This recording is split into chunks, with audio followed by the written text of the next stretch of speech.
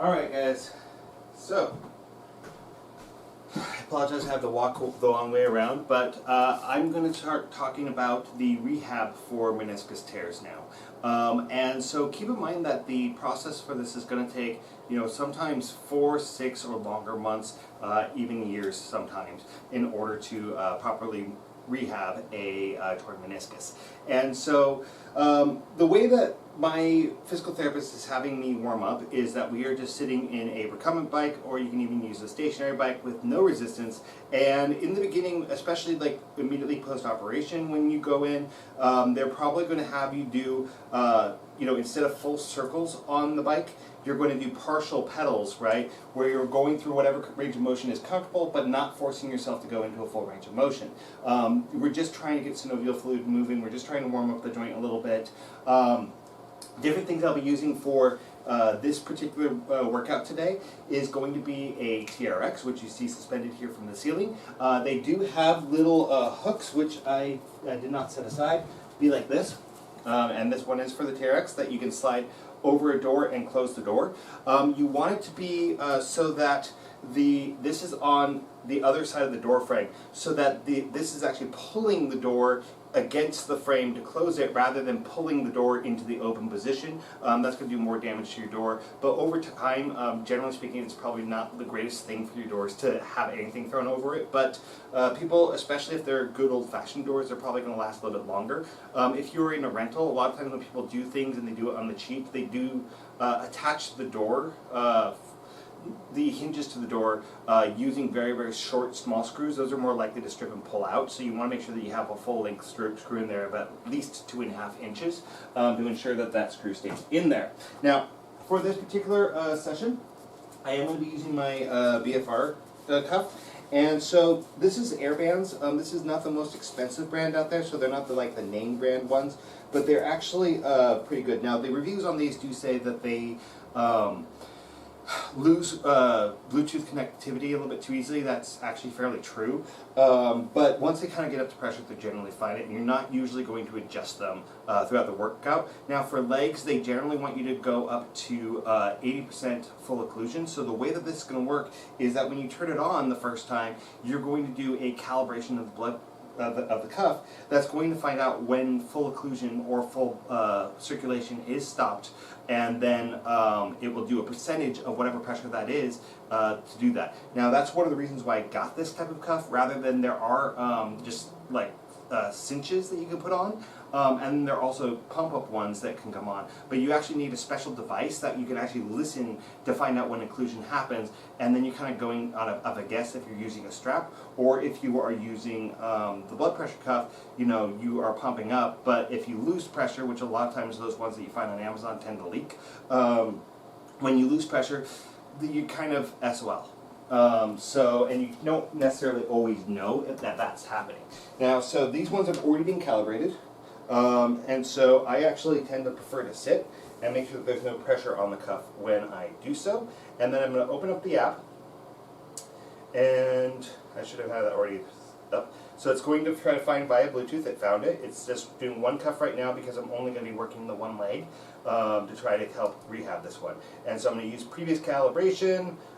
Confirm pressure, it's set at 80% already, so I'm going to go ahead and click on begin workout, and I'm going to wait until the cuff fully inflates before I try to do my workout. I want to make sure that my leg is kept in an untensed, relaxed position, which is part of why I'm sitting.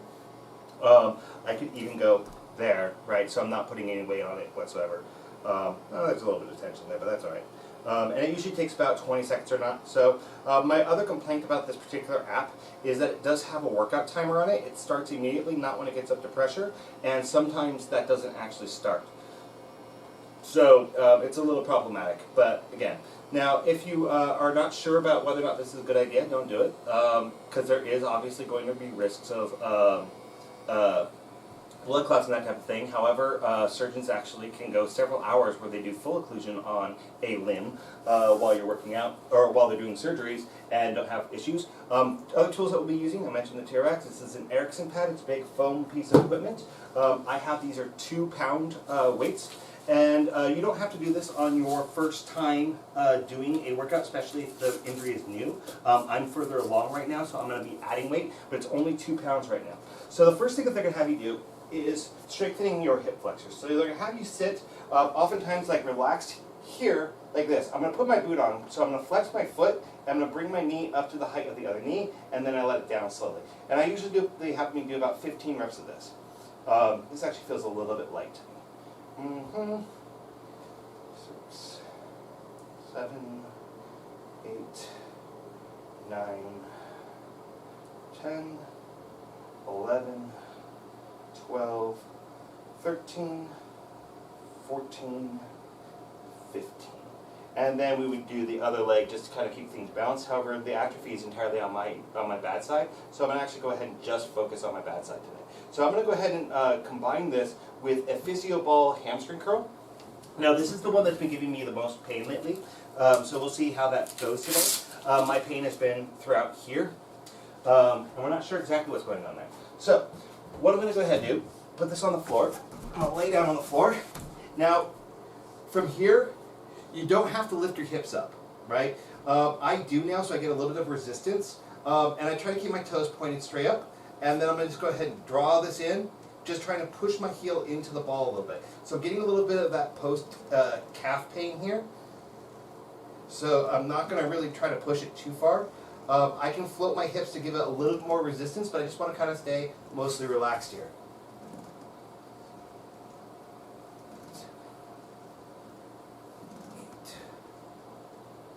9, 10,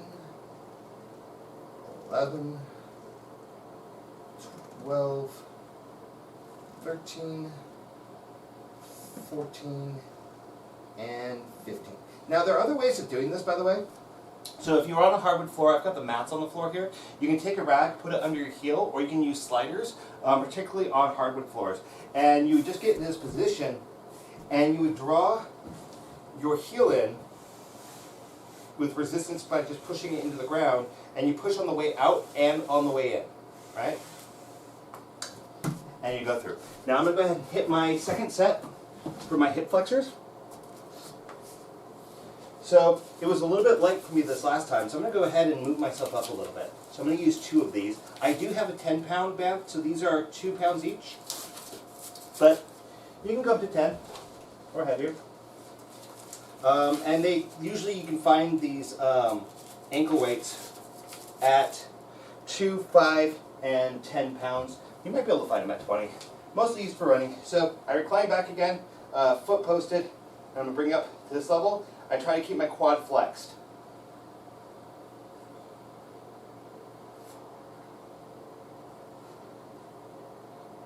6, 7, 8, 9, 10, 11, 12, 13, 14, 15.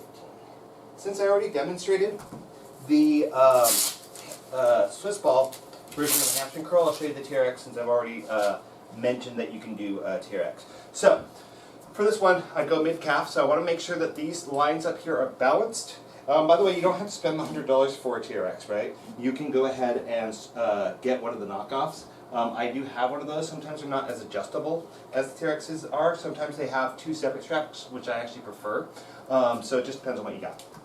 So, I'm going to do this the best I can, but I'm limited on space here because of the couches. So what happens here is that I want to make sure that I'm pushing down onto the stirrup here, and then I'm going to draw my heel in and out. Now, if the TRX is a pendulum, right? So if my foot is starting on the other side of the point, at the anchor point, the TRX is going to push into me more. Whereas if I'm starting with my heel directly under, it's going to give me less, it's going to give me neutral resistance, right? Not a whole lot of resistance. If I am further that way, right, then I'm going to have to fight the TRX more. So it really depends. And you can see this is actually way lower than the physio ball was. Again, that's just very, very basic right there.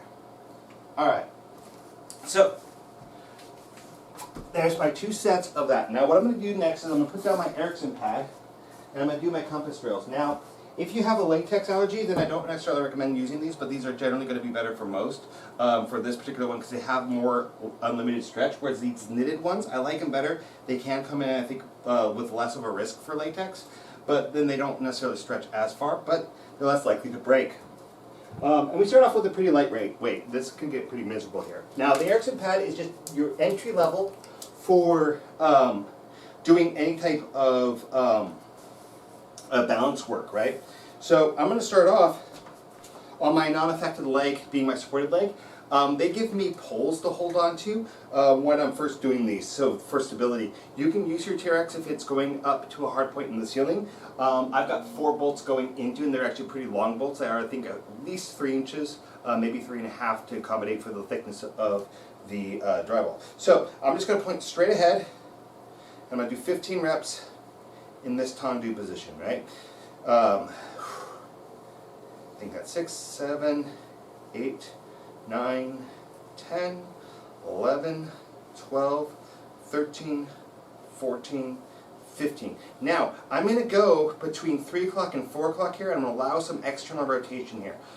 2, 3, 4, 5, 6, 7, 8, 9, 10, 11, 12, 13, 14, 15. Now I'm going to go straight to the back and allow as much external rotation as I can.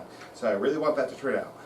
4, 5, 6, 7, 8, 9, 10, 11, 12, 13, 14, 15. Now one key point on this is that you want to try to keep your pelvis level throughout the entire movement. When you allow, what happens a lot of times, particularly with this side movement, is we try to hike our hips to get the height up. So the reason why I'm switching sides, I'm going to keep a slight micro bend here, is that now I am actually using the affected leg to try to stabilize. So I'm getting a different effect here. So I'm not necessarily trying to target the same muscles here onto this hip. I'm trying to now target the stability of this hip now that it's already a little bit pre-fatigued. So now I'm jerking myself into different external stimuli. And I wasn't counting, so if I'm just guesstimating here. And I hate these ones, so I am rushing them a bit. 2, 3, 4, 5, 6, 7, 8, 9, 10. I'm overarching myself forward so my glutes don't have to do as much. That's not productive. Alright. Now I felt like this band was a little bit light for me, so as I go into my second set, and yes, I'm going straight into it. I'm not going to superset this with something else. Actually, no, I can superset this with something else really quick. So let's go ahead and do that. And you can do this with your ankle weights. I'm actually going to go maybe a little bit heavier. No, I won't. So this is just another early drill that you can do, where what all you're doing is you're putting your boots on, and then you're flexing your quad. Right? This is very, very entry level right here, and it's one of the first things that they had me do. And all it is trying to encourage full extension of the quadricep here. Right? So I'm not really trying to like go against a lot of weight here.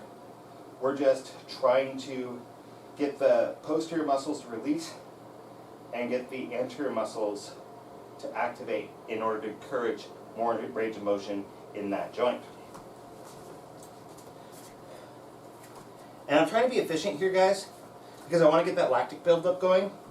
And we are currently halfway through our workout as far as how much time we have. Because again, we're limited to about 20 minutes when it comes to BFR training. So I don't want to waste much time here pausing or doing things that aren't going to benefit. So I've switched to the elastic one, which again, it's going to limit my range of motion more. And it's going to ramp up the amount of resistance a lot quicker. So again, as I'm doing these abductions here, I am trying to think about keeping this hip higher than this one, even if it ends up that they're level or this one is slightly hiked. I just want to not try to use my hip, right, to encourage that abduction, right? I want to make sure that my glutes are doing that work. So I'm trying to keep balance here. If you want to challenge yourself more, take away that. Now, I'm going to go ahead and skip the other side for this one for today, just because I know how little time I have left doing this. Now, you don't necessarily have to quit your workout early. And if this is where you are right now, by the way, this is probably good enough for most people when they're very, very early in their stages here. So I'm going to take that away now. And I'm actually going to grab a foam roller since this was a trick that I learned and some of you might benefit from it. So to do a single leg deadlift, the idea is that I'm rotating my pelvis in order to stretch my hamstring here, and then I want to lift from the chest to get back up and squeeze my glutes, get that back chain engagement. What you can do, one way, is like maybe if I was going to touch the top of that physio ball or even the fan right here, right, to encourage the idea that I am not trying to come down to the ground. What happens a lot of times with single leg deadlifts is people do this. They're focused on trying to get the weight to the ground, and so they might, you can do this with very little hip hinge whatsoever. The other thing you can do is take your foam roller, put it on your foot, and hold it there. And you're to keep that contact the whole time. So I'm standing on my affected leg, and you see that holding onto that foam roll really encourages me to maintain that straight line from my head to my heel, right? So reaching out, or if you're superhuman like me, you can do it without.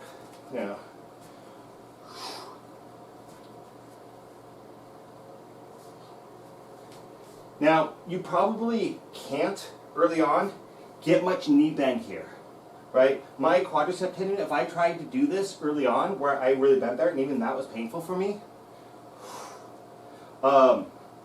So if I wanted to make this more of a compound movement, I could incorporate more of that knee bend, but you're probably not going to be able to in the early stages of a meniscus injury. All right, so for squats, I am going to grab onto this. I'm going to go ahead and set this all the way to short. This is because I'm limited on space. Normally you would want to have this on mid. Now, the reason why a TRX might be a great idea for you early on is because the TRX allows you to have more ability to not let your knees track above in front of your toes. So when you go down to that squat, I'm going to keep my legs apart and I can come deeper. Now, if you start feeling tension here, that's fine. Just stop when you start feeling patellar tension. Keep your eyes up on the point. And don't try to force yourself to go too deep too soon, right? So I can actually now get pretty close to full, but I'm using my arms a lot to get myself up. The other thing I see a lot when it comes to doing TRX work, especially when it comes to squats, is that people get here, they shrug up a lot. So try to keep your shoulders down. Let my knees track forward there a bit. Now, the thing about having your knees track forward is it actually makes the angle of the posterior side of your knee much smaller, which means that it puts more tension onto your patellar tendon, right? Your quadricep tendon. And so by allowing your knees to go forward, you're closing this angle more, which makes this more stretch, which puts a lot more pressure on the danger zone where you're already hurting. And with the normal knee, I highly advocate for letting your knees go forward, right? You can actually protect your neck better when you have heavy weights, but when you're trying to rehab this injury, I don't want to have a whole lot of extra tension into that quadricep tendon. All right, going back here. Reach, and back. Reach, and back. Now, your physical therapist might put out a cone out to the side, and you might have to reach and touch it. That's going to add rotation into that knee that you're going to have to fight against. early on, you don't necessarily want to do that, right? Because the way that your meniscus got torn in the first place happened to be because of rotation. So we don't want to further aggravate the injury by adding rotation too early on. Was I counting my reps? Absolutely not. Okay, so if I want to, I can take my band, put it on my knees for this squat. If I want to encourage more gluteal activation, right? So toes straight ahead, if not slightly externally rotated, put tension against the band and get down as low as you're comfortable going. Do not push it. Again, the TRX is really, really great for this because now I can use my arms to help put myself up. Now you might be able to, if you just have a physio ball, put that up against a wall and do your squats that way, right? And doing wall sits, especially with the band, to really, really work the isometric is also going to be very beneficial to you. And you can do it from here, or here, or here, depending on what the health of your knee is. Don't go deeper than you can squat without tension or pain. Now, I will say this. They like to make me do ice after my workouts sometimes. And they like to do compression boots. Now, my surgeon has said that he doesn't believe in the compression boots that much. We do it for preventing blood clots. And that's why they use it in the surgical setting. And so from that aspect it might be beneficial. But for reducing swelling, it's not necessarily that beneficial. A lot of people do swear that it helps with DOMS, delayed onset muscle soreness. But when it comes to ice, ice will help reduce swelling, and if you have a lot of a swelling issue, then ice can be very beneficial. But, oops, I actually have these more organized now. I'll worry about it later, apparently. So, ice will actually reduce inflammation in the joint, and you want that inflammation in order for the joint to know to heal itself. So, ice will help reduce pain, and it might reduce problems coming from swelling, but it's not necessarily going to help you recover faster. It can actually elongate the recovery process. All right, I've got about a minute and a half left, so I'm going to do some leg extensions. Again, the quadricep is one of the keys for healing here, and I'm not going to use a machine for this, guys. Now, I can do it with hamstring curls too. You could actually stand and go, right, for hamstring curls here. Quad strengthening is a little bit more important, so I'm going to bring my leg up, slow on the way down. And again, this is only 2 pounds here, guys. I actually feel like I can handle a little bit more, so I'm going to put a little bit more on. I'm going to let myself do 2 sets of this, so maybe I'll do a standing hamstring curl along with it. Okay, so that's not aggravating right now. This is a first for me. I haven't actually really tried it with this much weight, so it's very encouraging that this is not painful for me right now. It's a little bit off, but it's well within range of what is okay.